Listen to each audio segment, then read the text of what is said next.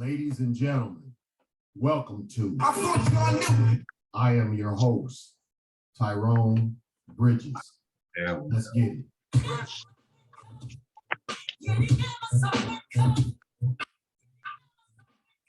Welcome.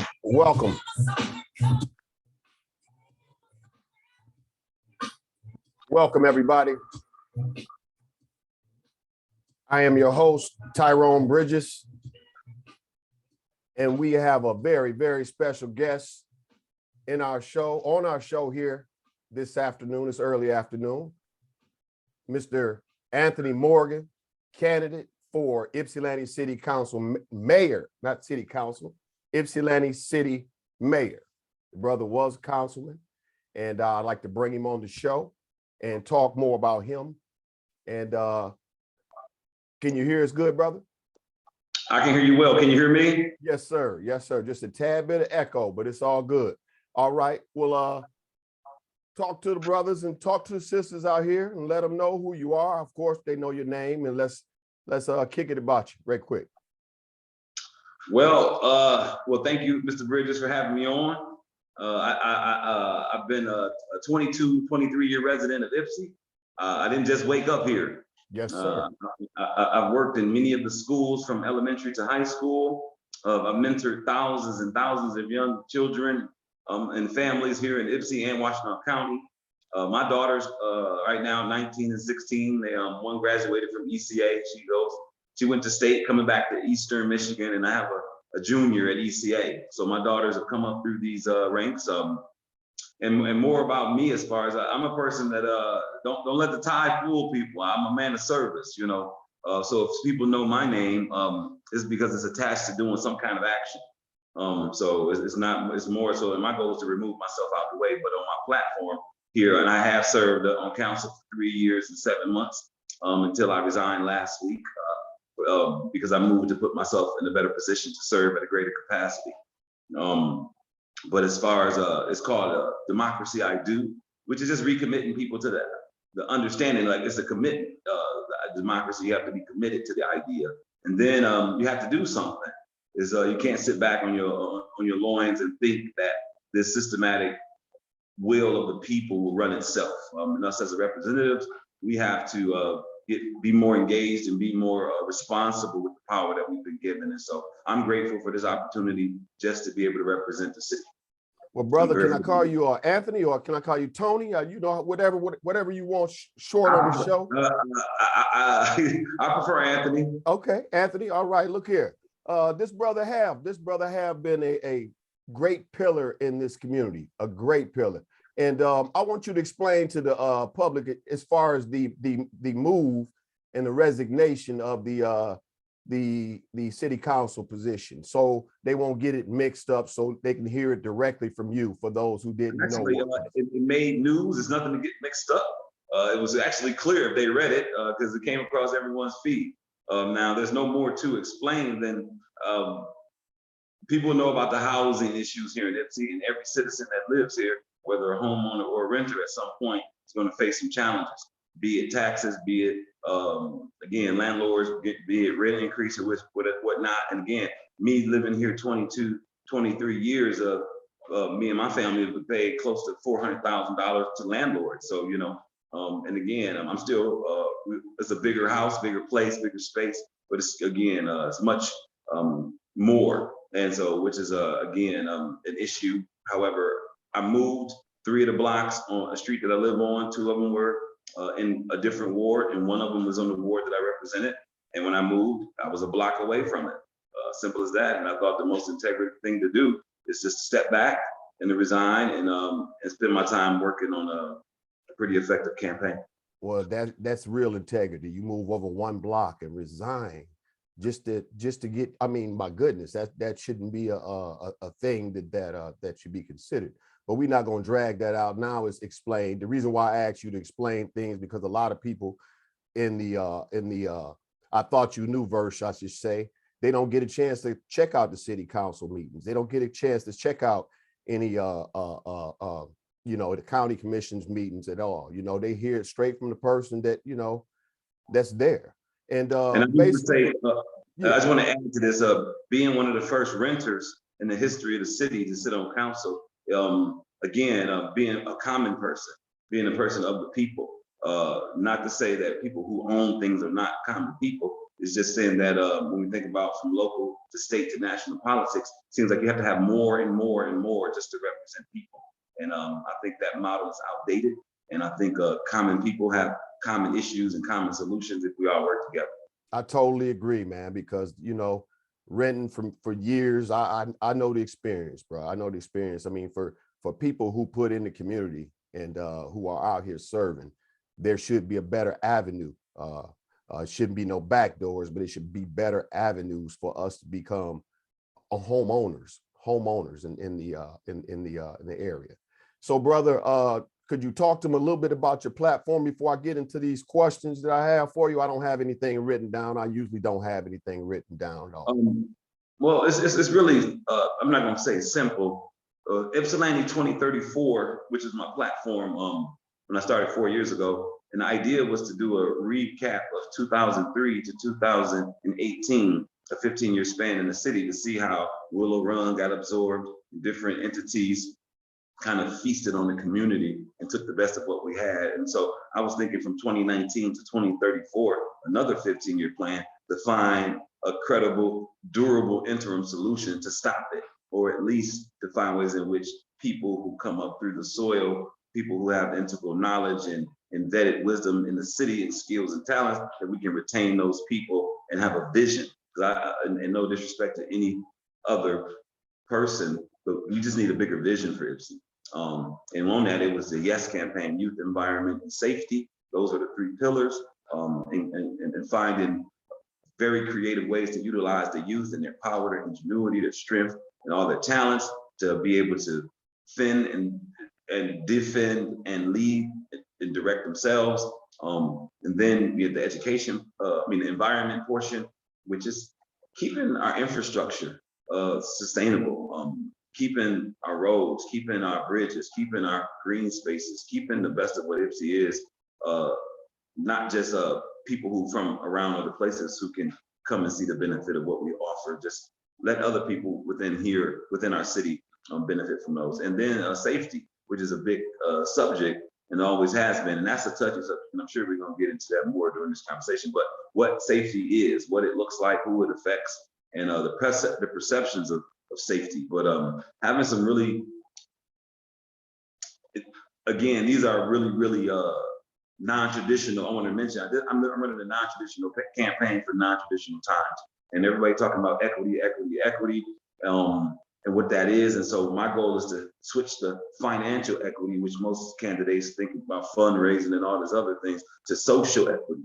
To really, this is how I'm funding my campaign, but getting people to buy into it so they can keep their money as long as they keep their word, keep the action going. And so my goal is to, like I said, non-traditional campaign, Ypsilanti 2034, having a vision for the city, youth, environment, and safety, which are the pillars. And just having and one of those is Power Moves 18.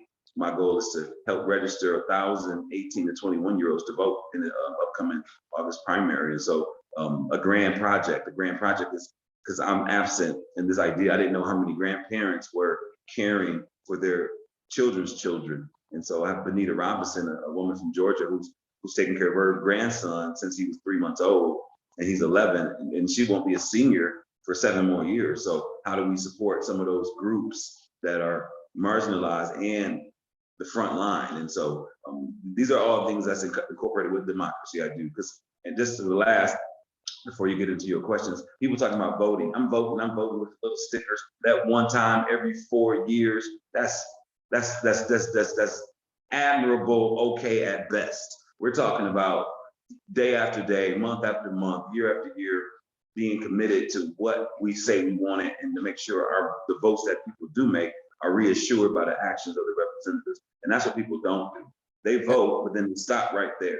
That sounds like exactly what I like to hear, man. That non-traditional campaign. Look here, being proactive rather than reactive, man. That's powerful, brother. I would like to definitely touch on the youth aspect, and then the environment, and then also safety. So let's talk on the youth aspect. If you want to broaden this discussion, because a lot of times, a lot of these politicians do get caught up on that, the funding, and the funding go to the wrong hands. The funding really goes to the wrong hands a lot of times, because, you know, no matter how much dollars you put out in these streets, look at the babies that's dying. Well, like if what we're talking about, when we're talking about funding, we're talking about sources of funding, and then we're talking about the people who's supposed to get the funding. Then we're talking about distribution methods. How do they get that? Again, with the $71 million that the county received from Biden's ARPA plan, Rescue Plan for America.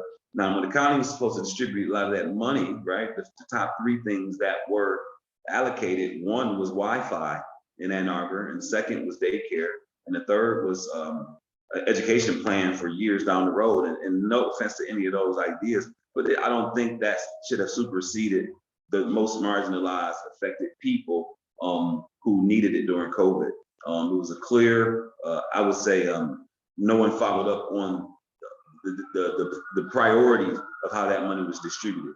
And so those are some of the things, and there's no one to blame. There's a lot of people to have more discussions with about how those decisions came to be. And so when we're talking about youth here and locally, youth seem to be outwardly want to be supported, but then putting our money where our mouth is.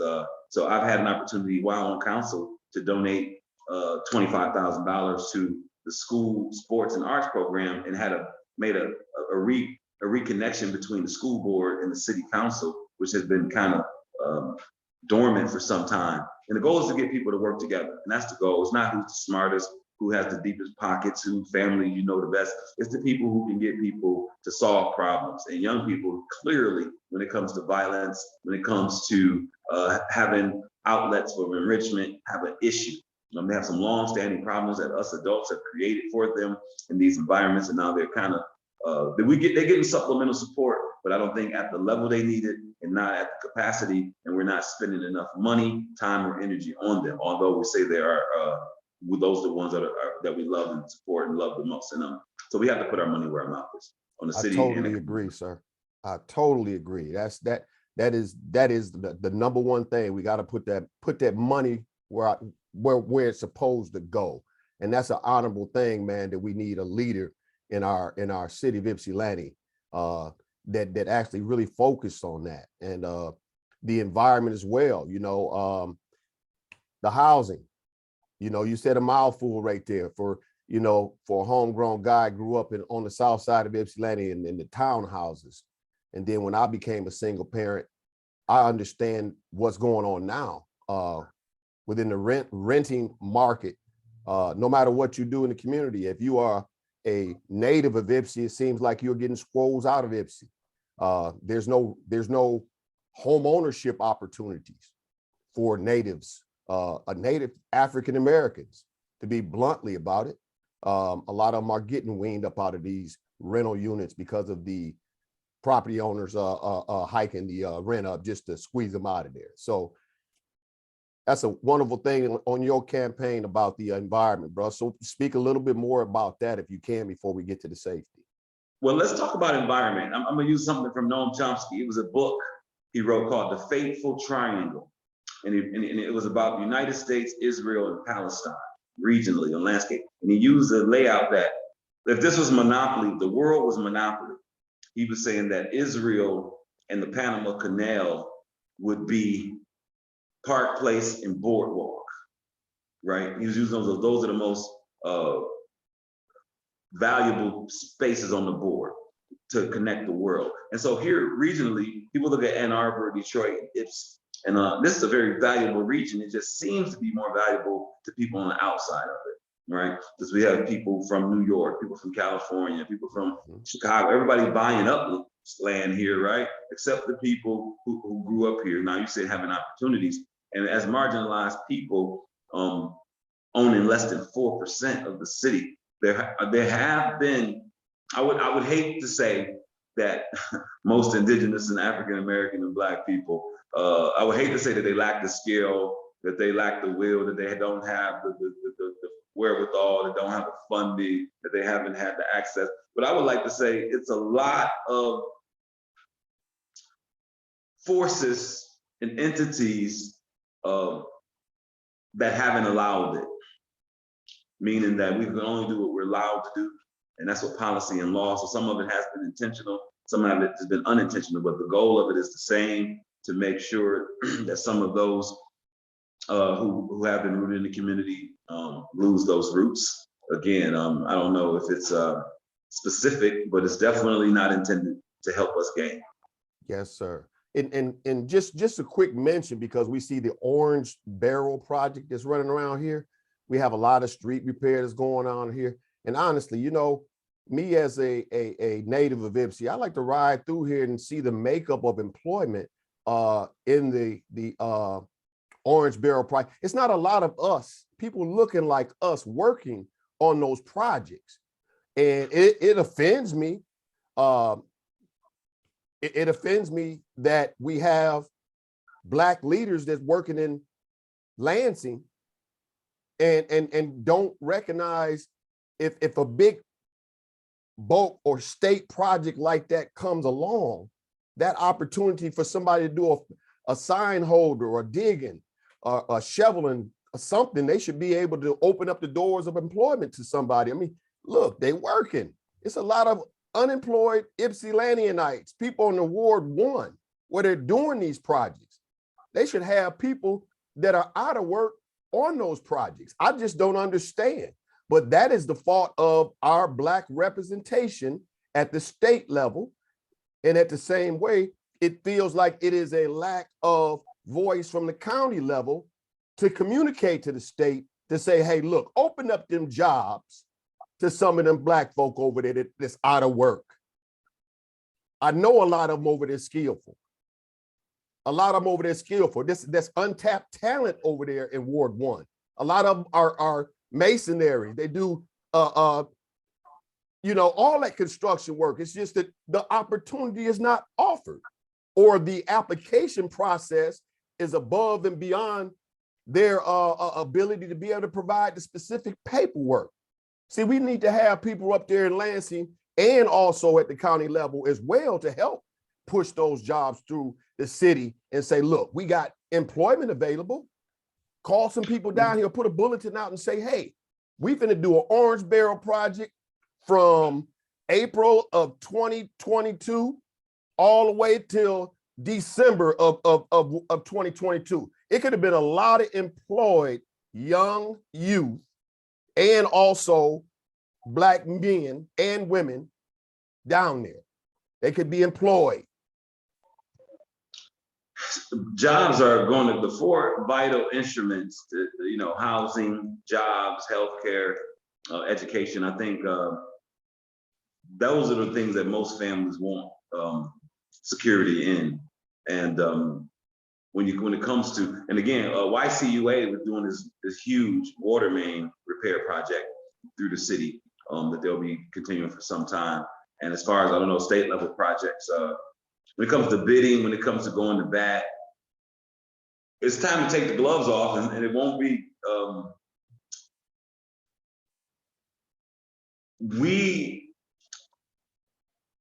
I was talking about Michael Jordan making about $3 billion in his career. And I was also speaking about not the fact that he made Hanes about 60 billion, or Gatorade 100 billion, or Nike 600 billion, or Wheaties another 100 billion. I was talking about the 970 billion, which is almost $1 trillion that he generated. And the fact that he gets 1/2 of 1% of his total earnings, it kind of matches the structure of what we get due to being systematically put in a certain position by policy and by society. And so if you can understand what I'm saying, I'm not saying it makes it fair. I'm saying it's the status quo operations of a system that, as I remember the song Good Times, remember Good Times? Yeah. Very end, he said, good times, Right. Ain't we lucky we got them, right? So in the system, we got to be lucky, more than just people claim that they're out to bat. Now, again, capitalism feeds off poverty. So that's why a lot of these people are in the community in where you think it's impoverished, but if there was no money there, they wouldn't be there, right? So they're there for a reason. So some of these entities, again, Now we're talking about jobs and who gets them and who hires them and who employs them. That's far beyond what I can see. But again, we do always advocate for having workers from 48197, 48198 on any of these crews, anything that comes to do with bringing revenue to the city. We always, especially myself, always adds a voice to support those with the talent and ingenuity from the city. I appreciate that answer. I'm gonna throw this out there real quick. I'm gonna make my little fuss about it and I'm gonna move on. We need to talk about security. Those orange barrel workers that are working in the low income community,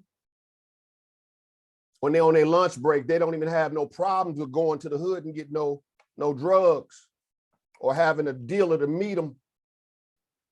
My thing is this: Black representatives at a level where you can speak out, you should be speaking out. Status quo won't keep remaining the same. My mama always told me, vote for this one man because I know him. I grew up and went to school with him. My vote is not being held hostage.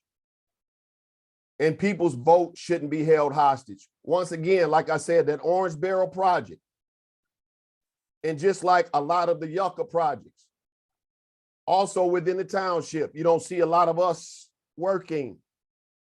And for those who have been sitting in seats of authority and you are a public servant, you know that is not right. So address that eventually if y'all can. And I'm not talking about Mr. Morgan because he has a mission to do something with Ypsi. And that rolls over to my next statement in Ypsi. Security, crime, that falls all up under that. Security, crime. I just, on the last few segments of ours, when we had the previous candidates on there, we spoke about the letter that I sent to the chief of police regarding that shooting that happened down there at Bud and Joe's. And I CC'd every council person and the mayor. I just want to say first, real quick, did you get that CC copy in your email, sir? Yes, sir, I did. All right, wonderful. So you and a previous member on the council received it as well. Everybody should have got it. I appreciate you acknowledging that you received it, but that is a very serious situation when we got someone getting killed down there in broad open daylight, round about this time, 11 something, getting killed in front of two babies in the back seat. And the young man had to drive. I don't know if the young man was dead in the car, but he drove the wounded man to the Ypsilanti Police Department. And the sad part about it, the community was not alerted that there was a gunman at large and school was in session. What I would like to know, sir, is when you become mayor of Ypsi, the thing that seems to get lost in the woodworks when we talk about security is accountability. The chief is the leader of that ship. He is the leader of law enforcement, and it is his duty to protect the citizens in the city of Ypsilanti, correct? He is the leader, and it's everyone's duty to protect each other. He's a civil servant, and he has them. Yeah, and so if the public doesn't get a warning that there's a gunman at large or any other information out, but just a blurb in MLive, the buck need to stop where? If you become mayor, would the buck stop with you, or would the buck stop with the chief, or would you assure that we have some accountability? Because that right there should never happen. Well, let me, you said a mouthful and you said a lot. And so I'm going to address a few things. I hope not to jump off the path. But again, I do want to say to our law enforcement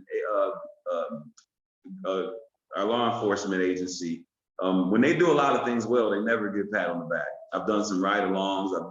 I'm not saying any law enforcement agency is perfect or without some degree of need of more transparency. However, our forces strapped, and these men and women really do they do an exceptional job.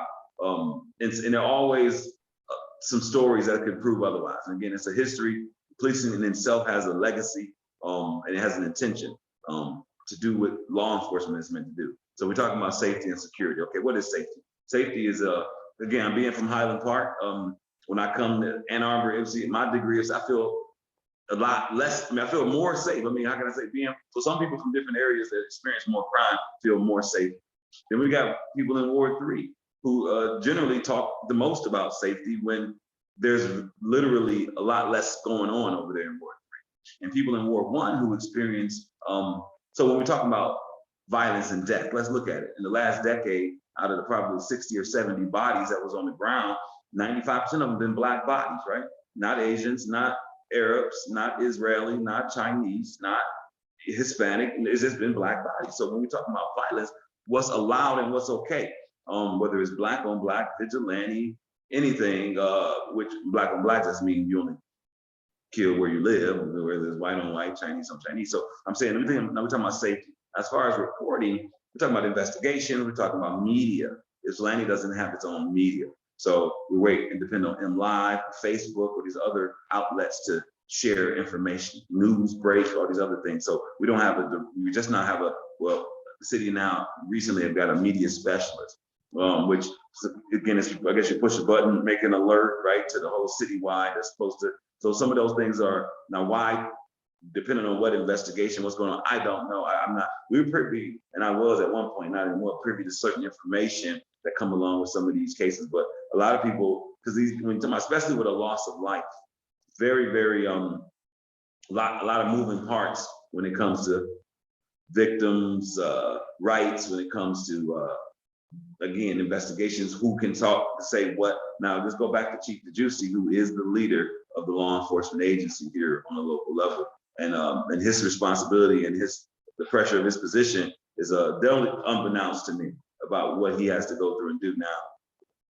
How he does whatever from his office, we deal with that differently, because there's always things going on in-house that council gets wind of, and some other things going on in proximity to that. So what's clear that we do need a clear, concise way to inform people when important things go on. And that's something that if I was mayor, to create some of these avenues that can be consistent and durable.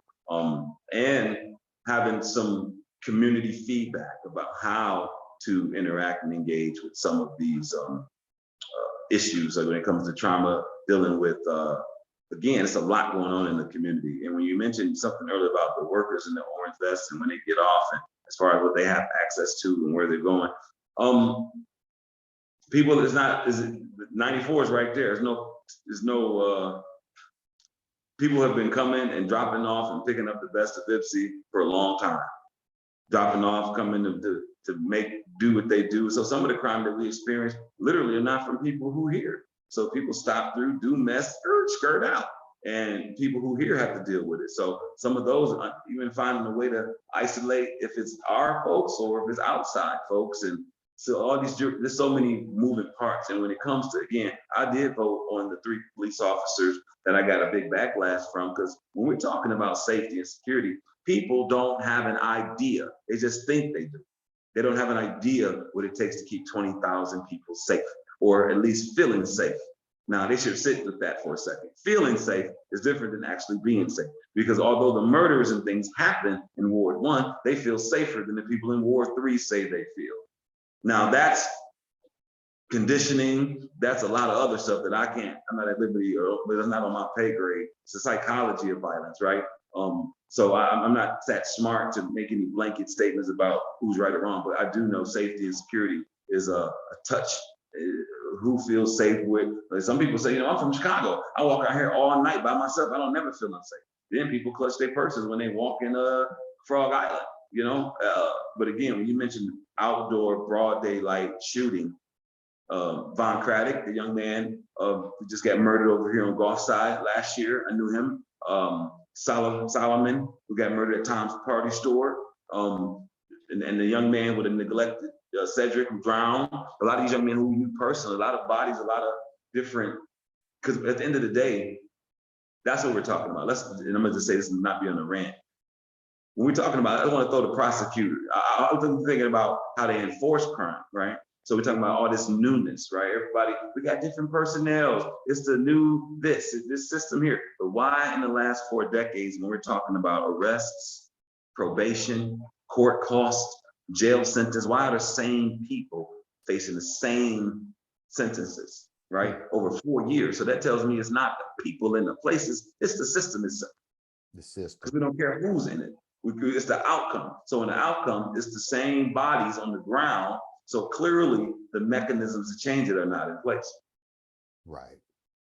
Let the wrong bodies lay on the ground at the wrong time and something different will happen. Then the system is going to change.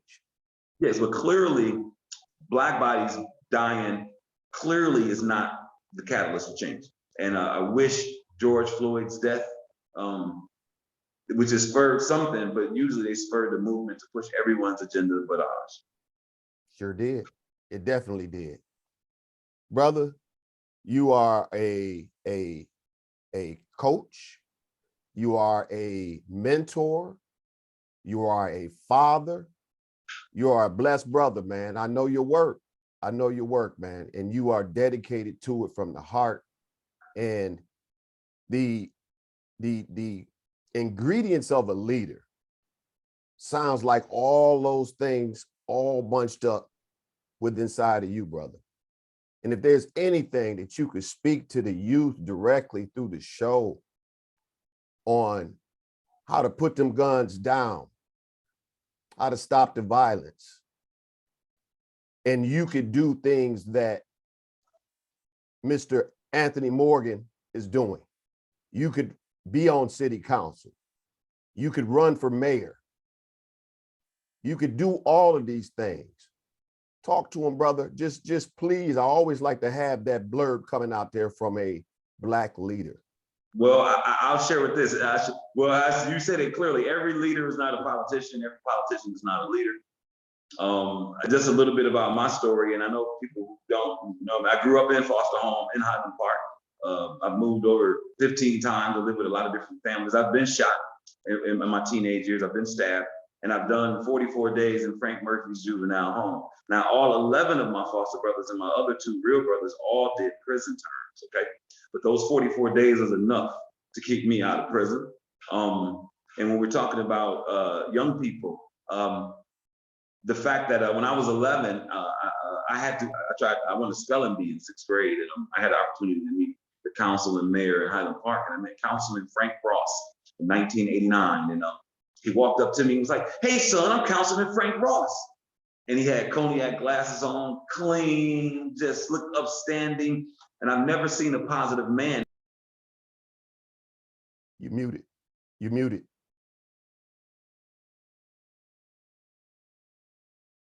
Brother, it's something I could be.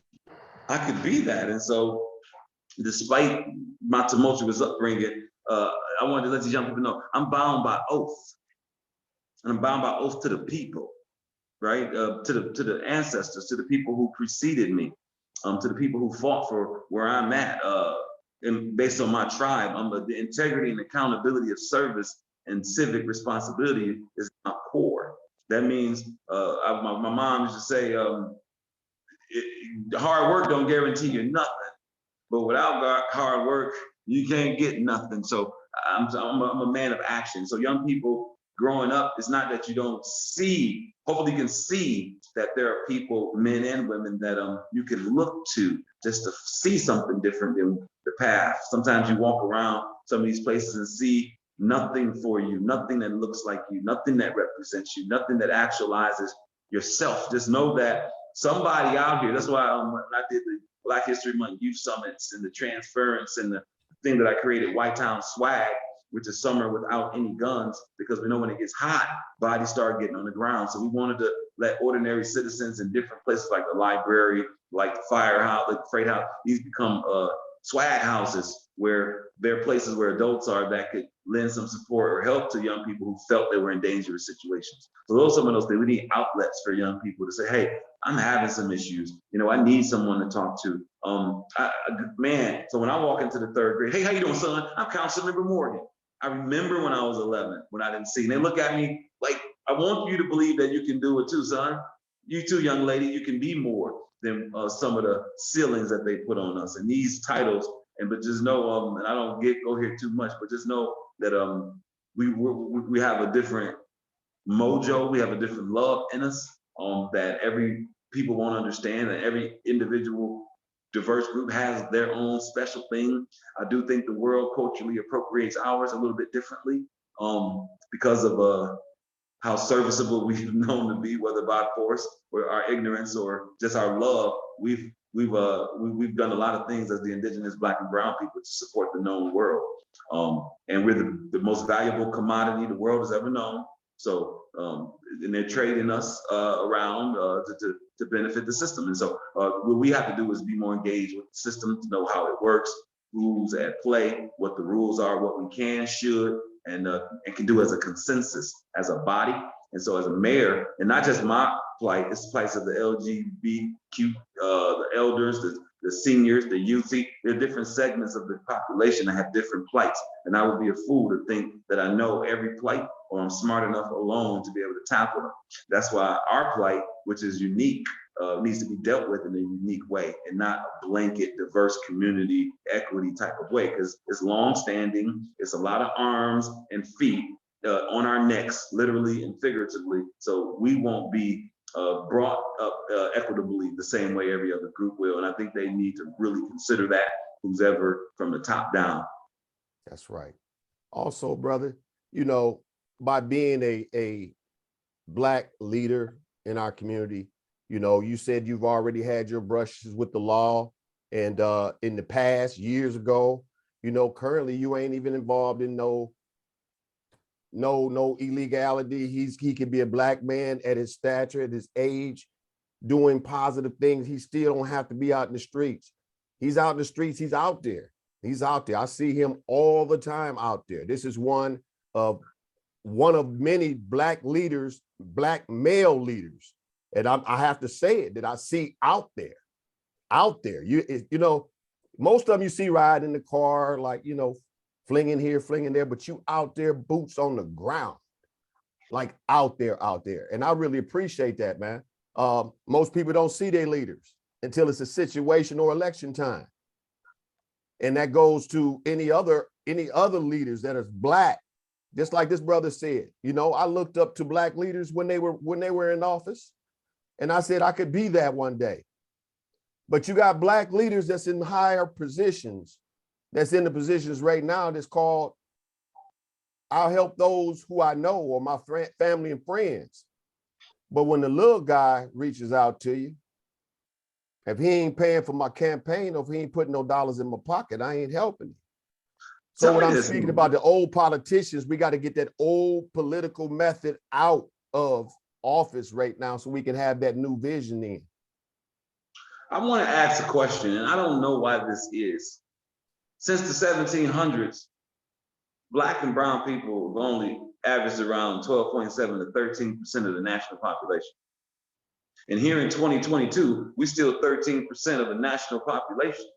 And there's more women in most families. So Black men, we less than 6%. Less than 6% of the national population. Why is the stress on us always to have a Black voice or a Black vote? Or why? We're the most marginalized, dehumanized portion of the population, and it's still our responsibility to correct the narrative of a system. We still, I'm saying, the Black leaders only get the power that they're allotted on that leash. That's it. Now, again, to ask them to do more than what they're allotted to do, you're trying to create pressure. Now, I'm not saying they do. Not necessarily. If you got politicians that's been in office 12 years, and you got people that maybe even look up to you that could probably bring a different perspective. We are having lifelong politicians that's in office that all they do and what appears to their constituents is come out when it's campaign time. And for the candidates, just for the candidates that are running for office, that's been in office forever. If you candidates send me one more damn flyer, I'm gonna make a bonfire and I'm gonna host your flyers at my bonfire because you sent enough paper. And I know paper and printing costs. The amount of money that you put in that campaign printing, you need to come out and be seen unless you're scared. And I know Mr. Anthony Morgan ain't scared. You ain't under no court's jurisdiction. You ain't afraid of nothing. You ain't hiding anything. You out there. But for all those politicians that are playing political elect me via mail, that ain't gonna work this time. Well, some of these, and I won't make a big stink of the political process, but I think the four major pillars of society that was, I'll say four major critical pillars, which are religion, financial sector, political sector, and the educational sector, are all failing at the same time because of the integrity of the models. Some of them are outdated. Some of them have proven to take trust from the people. And so they're withering, and so they don't have long-standing standards. And so when we talk about a campaign, what is a campaign? That's what we're talking about, cost. Let's talk about cost, okay? It's 20,000 people in the city. Now, if I want 20,000 people to know my name, that's gonna be about $1,000 per mailing, right? And if I do that 8 times during the campaign, right, not to mention my billboards or my signs, so I could spend upward to 14, 13,000 for name recognition, right? For popularity's sake, right? Not that you get to know me, you get to see my name, my face, because like you just said, I'm not there. So I was like, you know what? How about I say keep the money and let me get out there. Let me spend my time. Let me spend my energy. Let me spend my efforts as opposed to spending the people's money on paper that's just wasting trees away to make you think you're gonna know someone's name. That's an outdated model. Okay, and they sell you all these things as candidates. Let me make all these calls. Let me knock on these doors. Ain't nobody even answering their doors. You know what I'm saying? You gotta be out. You know what I'm saying? But you gotta, and I'm not telling people what to do. I'm saying these models in which they push down our throats as candidates, they haven't proved beneficially to help the people. All that money hasn't proved. So the funds is this. The F is for we're raising fairness. We need more fairness in these elections. We're raising understanding. Understanding is what goes on, what you're voting for, who you're voting, some of their positions. Then the numbers. The N is the number. We need more people to get up off their apathetic selves and come out and show your civic responsibility. Then we're raising the demands. Most people don't even know what they're asking for. You just want something, but you don't know how to get it, how to collectively work over time to sustain a model that's going to make your representatives work for you. And then the S, we're raising the standards. We just need a better class of elected official out here. Okay. Damn right. So I got to be, it's called a better representation campaign. And in that, you got to be present. Okay. And if that was a bumper sticker, I would wear it proudly. Yeah, I'm gonna make them into bumper stickers. I ain't gonna lie. I would wear it proudly because that's a mouthful right there. I mean, accountability is that flat out. You have to have elected officials that are fighting for you. The number of monies, the number of dollars that they spend on mailing. I mean, I tell everybody that I meet and interview, you know, endorsements don't vote. Endorsements don't vote. Campaign signs, they don't vote. I've saw plenty of time people put campaign signs in people's yards and say, I'm just gonna look like I'm voting for them, but I'm voting for the other person. So in the midst of that statement to the public, this is a public alert.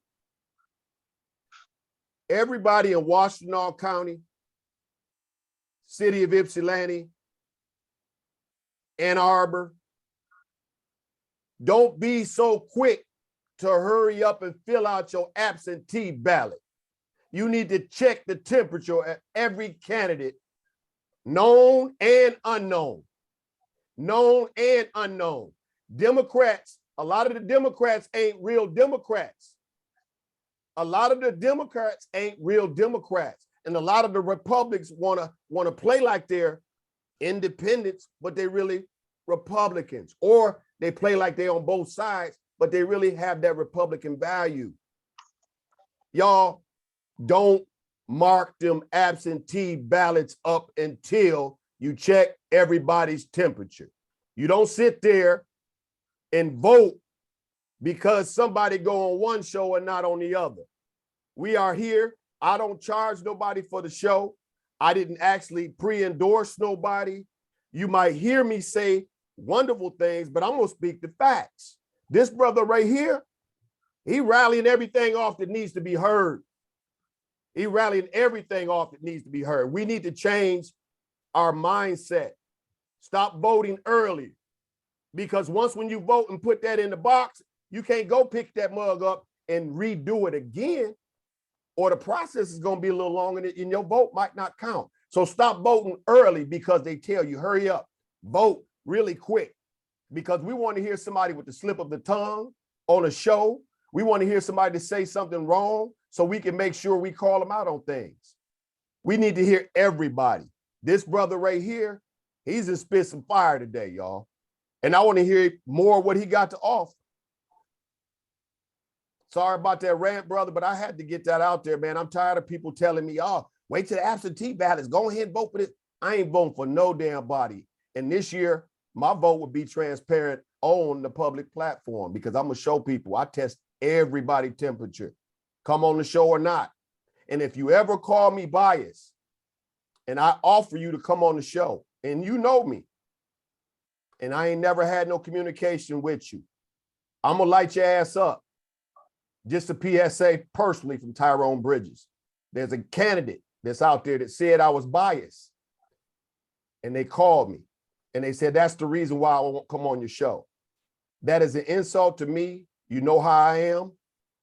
I am doing this from my heart. My love is Ypsi. I bleed Ypsi. But for somebody that grew up with me in the townhouses to say I'm biased, you must don't know Leola Bridges, my mama. This is not the segment to even blast anybody else out, sir. I just wanted to throw that out there because you accepted the interview.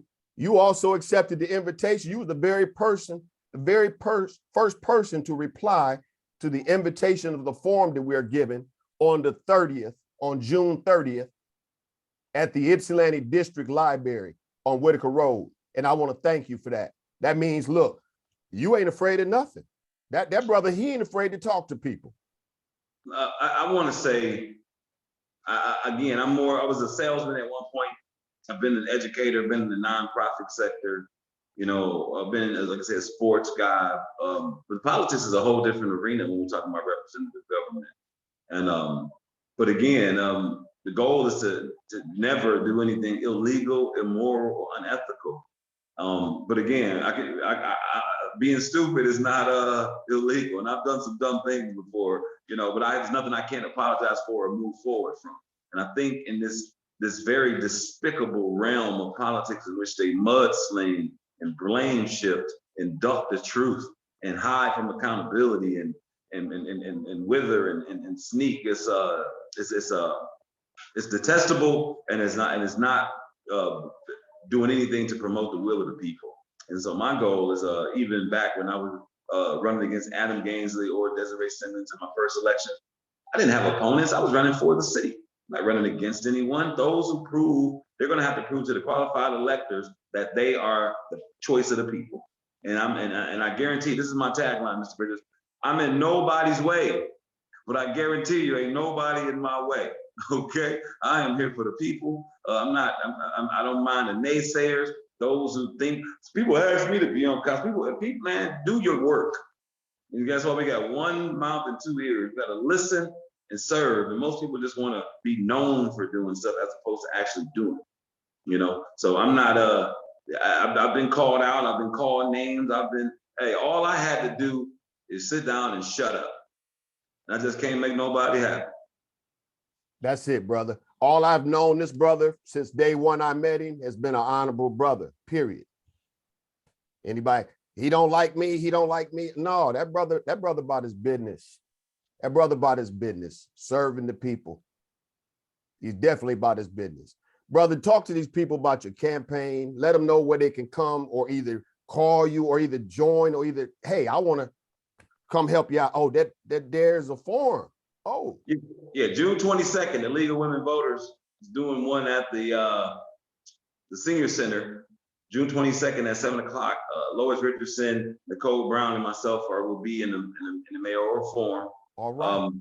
On some of my platforms, so school is just let out, but on Mondays, I do a business visit Monday. So every Monday, including today, I go around and visit local businesses, talk to the owners, cross with Bridges Cafe right over here by YDL. Was one of the last ones with Maria and her partner and them over here. Tuesdays, of course, were council days, but now I'm doing walkabout days where I walk about and talk to the citizens. Wednesdays are school visit days. I call it school days. Word to Spike Lee, right? I go on Wednesdays from elementary all the way up to the college, and I interface with young people pushing the Power Move 18. Thursdays we do at the library like once a month. It's called on a mission, but on a co-mission to give people an idea of what it's like to be on the commission and talk about gerrymandering, redistricting, millages, whatever's on both. So just to give people an idea of how to come to consensus, what's on the ballot. And then on Fridays, I go to on First Fridays, maybe go out party a little bit, bring my family out to show people, hey, I'm a man of the people. And on Saturdays, once a month during the campaign, we'll be doing a cleanup at a school or at a church or at a park. And Sundays, it's called running for office. So I wear a big sign with some of my constituents and I run, literally run the city, trying to promote health and promote the campaign. So, and those things, I don't have anything special. I'm not spending a lot of money or much at all. I'm spending a lot of time. The goal is to be creative. The goal is to be consistent. The goal is, and I know in order to, when we ask for more, we're asking to do more and become more and more weight to be pushed on us. So I know this won't be an easy run. I know it's a lot of people who already say got their minds made up. And again, only thing that can't be undone, and the only thing that can't be undone is life and death. Everything else is on the bargaining table. So I'm really open to hearing different sides, different perspectives. So I don't think that my opinion alone matters. I think consensus as a consensus of what the will of council and mayor together. But I just want to say this. This is a specific note to these individual people and groups who are just gaslighters, who hear one thing they don't like and just start wanting to burn down, cancel, push away. That's what life is. You're gonna hear, like when we're talking about the Peninsula Dam removal, you get a 600-page memo about why to keep the dam. Then you get a 500-page memo on why they believe it gotta go. Then you get another 1,000-page memo on why to keep it and refurbish it. These are all individual positions that people believe they're right. They feel like that's the only way. And you got to see through that stuff. And then when you vote one way, everybody on that side go against you. This is a consistent, it's hundreds, not thousands of people who have positions that one representative has to hear and see. So it's not as easy as some people would think, like I said, vote for this. I know what you said. But again, it's like 700 people that didn't agree with that. You were only one of 16. So it's more than I think. So some of these people say he didn't vote for me, don't vote for him. What do you mean? Like it's a lot more votes. My votes are public record and they're consistent. Okay. And so I just want to say that to people who say, because I don't support the one thing you think I should, that you think I'm not worthy of leadership. And I think those things are small-minded and we need to be more open and more willing to accept things we don't like to move forward. And that's what consensus is, supporting when you're not fully sure and getting support when someone else doesn't know the entire way, but we move forward with the best we have. And Water Street is one of those things where we look back, we thought it was a good thing then, I'm sure. It's horrible for the city now, right? But we're still paying for things that happened a decade ago. So that's what we talk about. Consensus made that decision, not one person. And now thousands of people are paying for it. And that's a sad reality. It's a sad reality, but people need to know how it works as opposed to how they think it should work. But I'm grateful to be here. Thank you, Mr. Bridges, for taking the time to bring me on the show. Some people thought they knew, but now they know. Okay, and if That's they right. haven't, yeah, and so That's right. And real quick, I know you got to go, brother. Like he said, Water Street is a bigger headache than the original thought of using. And also there are people that were on the council at the beginning of that project. So I want to let y'all know that that right there is a word from Anthony Morgan, running for Ypsilanti City Mayor. Ypsilanti City Mayor. Look, he's a handsome brother. He's a young brother. He's long-winded like me, but he's saying great things. I might not say the right things all the time, but you know, chalk it up to the head. I'm 52, almost 53 years old. This brother right here is a real representative. not that young, brother. Well, I got them grades that keep coming up a little bit. Uh-oh, he got a few peach fuzzies. That's all right, though. Amen. Keep on being a blessing to them young youth and also the citizens of Ypsilanti, sir. And I guaranteed you, your words will serve you well at the polls. I appreciate you. Thank you so much. Just want to say thank you to the citizens. Thank you to people who feel that they support Anthony Morgan for mayor. I cannot do it without you. And more than taking your money, I want to take you at your word. I just gave a platform in which you're free to join me at any time. You can go on Facebook and find me. Again, look up the track record, see the history. And again, thank you. And I'll see you August 2nd. All right, brother. Peace.